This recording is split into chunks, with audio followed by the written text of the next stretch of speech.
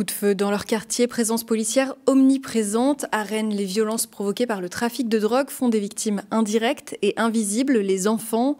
Recrutés sur les réseaux sociaux, mis en danger, les guerres de territoire les atteignent au quotidien, laissant les parents désemparés. Les enfants, victimes collatérales du trafic de drogue, c'est notre focus de ce mercredi 21 mai. Bonjour à toutes, bonjour à tous et bienvenue dans votre rendez-vous d'actualité bretonne.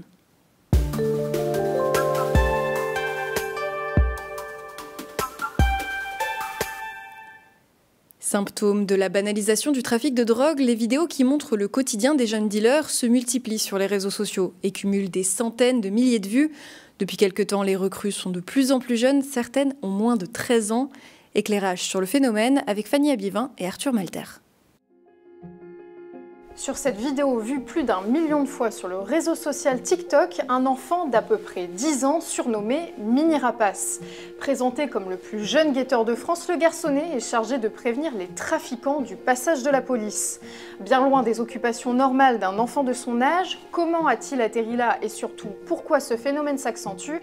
On vous explique. Déjà, si les dealers recrutent pour des petits rôles des ados de plus en plus jeunes, c'est qu'ils y voient un intérêt majeur, la justice ne pourra pas les condamner. En France, la loi considère en effet qu'un mineur de moins de 13 ans qui commet une infraction n'est pas capable de mesurer la portée de son acte. Cette présomption de non-discernement protège donc les plus jeunes.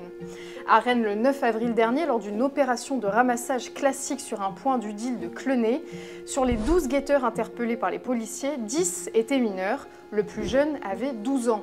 Et si on peut se demander comment se passe le recrutement de ces jeunes, c'est en fait assez simple, comme nous l'a expliqué un habitant du square de Copenhague. Au départ, les trafiquants commencent par leur demander de petits services. Ils leur disent « Tu veux bien aller me chercher une boisson à la boulangerie ou alors une pizza au corner là-bas et tu gardes la monnaie ?» Les enfants se disent alors « Juste en allant chercher un truc, je me fais de l'argent, c'est intéressant. » Quelques jours plus tard, les dealers leur proposent de transporter un petit sac moyennant encore une rémunération alléchante. Et voilà, le môme est ferré. Un accès à l'argent qui impressionne les ados et les enfants qui rêvent souvent de chaussures de marque ou de téléphones dernier cri. Et ces envies sont aussi motivées via les contenus postés par les dealers sur TikTok. On les voit y montrer ouvertement leur butin et leurs vêtements de luxe. Les réseaux sociaux ont alors un rôle essentiel dans le recrutement. Le rôle aussi de se montrer en avant et de dire qu'on peut avoir de l'argent facile. Et puis de dire aux plus jeunes, venez nous rejoindre, regardez, c'est super facile à faire. Suffit un petit peu de laisser votre CV, nous laissez votre CV et puis vous pouvez avoir de l'argent facile puisqu'il se montre avec des liasses de billets, il se montre avec des vêtements de marque, il se montre aussi avec des vêtements de luxe. Cette propagande, elle a un effet qui est extrêmement néfaste. En plus de motiver, ces contenus participent aussi à une banalisation du trafic de drogue auprès des plus jeunes. Ces vidéos n'ont pour le moment pas été bloquées par TikTok. Contacté il y a 24 heures, le réseau social n'a pas donné suite. Et toujours à Rennes, 6 hommes âgés de 17 à 26 ans ont été interpellés ce mardi. Ils sont soupçonnés d'avoir ouvert le feu à Villejean les 5 et 11 janvier dernier. Certains d'entre eux sont aussi soupçonnés d'être impliqués dans d'autres affaires, comme la fusillade du Subway en avril ou celle de Saint-Grégoire au début du mois de mai. Tout le reste du dossier de notre rédaction sur les enfants face au narcotrafic est à retrouver sur le site internet du Télégramme et dans le journal dès demain matin. Environnement à présent, ce mercredi, l'ONG Surfrider appelle à l'interdiction des filtres de cigarettes. Ces petits bouts blancs, faux alliés des fumeurs, mais vrai poison pour l'environnement. Un mégot jeté, c'est entre 12 000 et 15 000 microplastiques qui partent dans la nature. Alors possible ou non de renoncer à son filtre, Sarah Ayed attendit son micro dans les rues de Brest. C'est une très bonne idée et il faut la mettre en application au plus vite si c'est possible. Pour la planète, oui, forcément, c'est bien. Je pense que c'est mitigé, c'est une bonne idée pour tout ce qui est environnement. Par contre, j'ai un petit doute au niveau des poumons. C'est une bonne idée parce que peut-être les gens ils auront plus de raison de balancer ça dans la rue déjà. Je dirais que oui et non. Je pense qu'au niveau de l'écologie, c'est pas top. Mais après, pour les fumer, après si on trouve une autre façon de faire. Je pense que c'est une bonne idée au niveau environnemental. Je pense que ça fait pas mal de dégâts. Je sais pas, s'il y avait une alternative proposée, pourquoi pas arrêter, il n'y aurait pas de problème avec ça si c'est pour le bien de la planète. En vrai, s'il n'y en a plus et qu'il n'y a vraiment pas moyen, non, je pense pas que je continuerai dans ce truc-là. Mais s'il y a une alternative, pourquoi pas. Soit fumer à la gitane, donc sans filtre, sans tonk, sans rien. Soit avec un tonk, quoi, tout simplement. Donc on l'a entendu, c'est une mesure qui interroge. Pour en parler, on reçoit Magali Nouguet, qui est référente pour Surfrider pour le Sud Finistère. Magali, pourquoi est-ce qu'on veut bannir ces filtres ? Alors en fait, il faut savoir que les filtres, donc les mégots de cigarettes, c'est un fléau environnemental et c'est un fléau pour l'océan. Parce qu'en fait, ils sont déjà en plastique, donc en acétate de cellulose. Et comme ils sont en plastique, en fait, ils vont mettre énormément de temps également à disparaître. Ils vont mettre plusieurs années et ils vont finir en micro-nanoplastique ensuite qui vont polluer l'eau. Il faut savoir qu'un seul mégot peut polluer 500 à 1000 litres d'eau, donc c'est-à-dire entre 4 et 8 baignoires d'eau. Et donc, ils vont avoir également un impact sur la biodiversité parce qu'ensuite, toute la faune et la flore marine, pour diminuer la pollution, évidemment, ça va être de ne pas jeter par terre son mégot. Bon, je pense que c'est assez logique, hein. Quand on a les chiffres, 4500 milliards de mégots jetés par terre dans le monde et que en France 30 milliards, c'est énorme. Donc évidemment, il faut arrêter de jeter ces mégots par terre. Et concernant les filtres, en fait, les filtres, ils ne protègent pas, ils éliminent pas le risque encouru par les fumeurs, notamment par toutes les substances toxiques qu'ils vont ingérer dans leurs poumons. En fait, c'est purement marketing pour justement faire croire aux fumeurs qui sont protégés grâce aux filtres, mais en fait, malheureusement, ça n'est pas le cas. Ça n'empêche pas, malheureusement, les ingestions de produits chimiques et toxiques et également tout ce qu'il y a dans la fumée et des conséquences que ça peut avoir sur la santé. À Vannes, les plaidoiries des avocats des parties civiles ont commencé depuis ce mardi dans le procès de Joël Le Squarnec, avec une plaidoirie collective d'une trentaine d'avocats. Ce mercredi, plusieurs d'entre eux ont de nouveau relevé le manque de sincérité et d'empathie de l'ex-chirurgien. Vous n'êtes pas un monstre, vous êtes un homme, mais un homme sans humanité, relève notamment maître Thomas Delaby.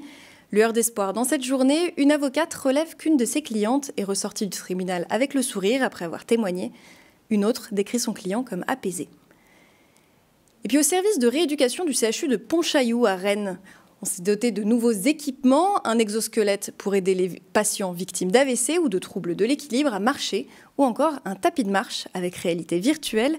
Une avancée technologique permise par un investissement de 330 000 € par l'Agence régionale de santé. On écoute les explications du médecin Philippe Carson-Jouzel au micro de Roland Main-Leroux. Le principe, en gros, de ces appareils, c'est de pouvoir stimuler des zones du cerveau qui ont été éteintes après un accident.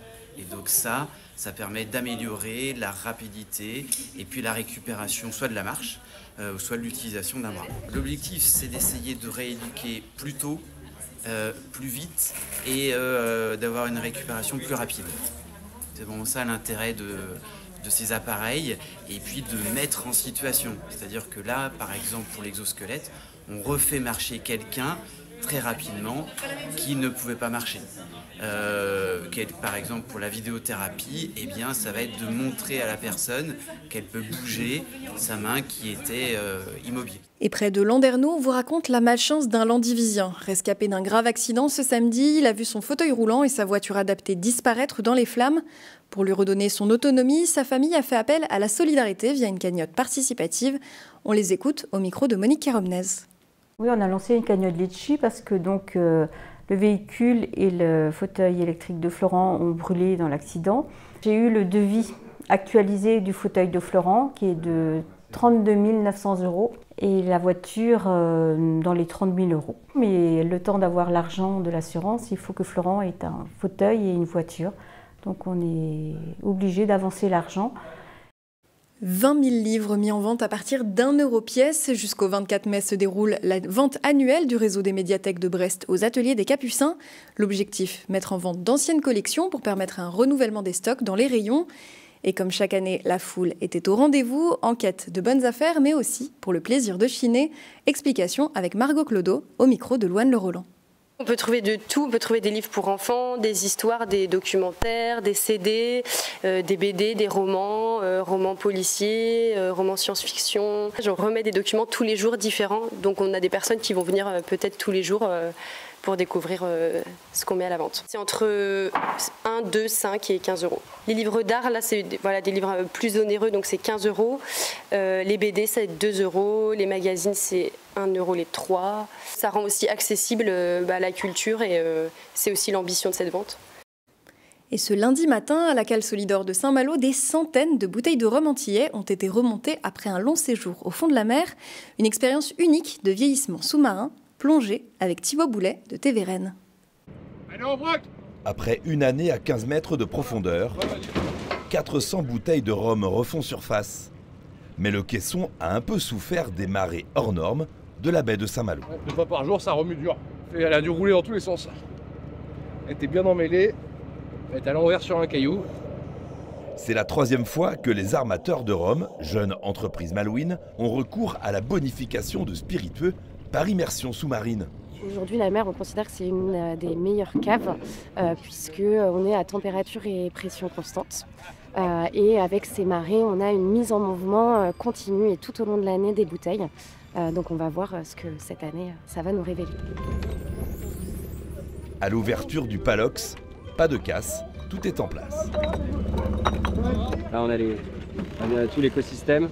Une bouteille sous l'eau de spiritueux ne va pas évoluer normalement. Sauf qu'en fait, c'est là où il y a les scientifiques et les passionnés de la gastronomie qui viennent retravailler l'écosystème à l'intérieur de la bouteille pour qu'on ait 4 fois par jour une mise en suspension de cet écosystème-là qui va du coup avoir un impact aromatique. 3 nouvelles caisses de rhum vont à leur tour gagner les profondeurs dans un endroit tenu secret.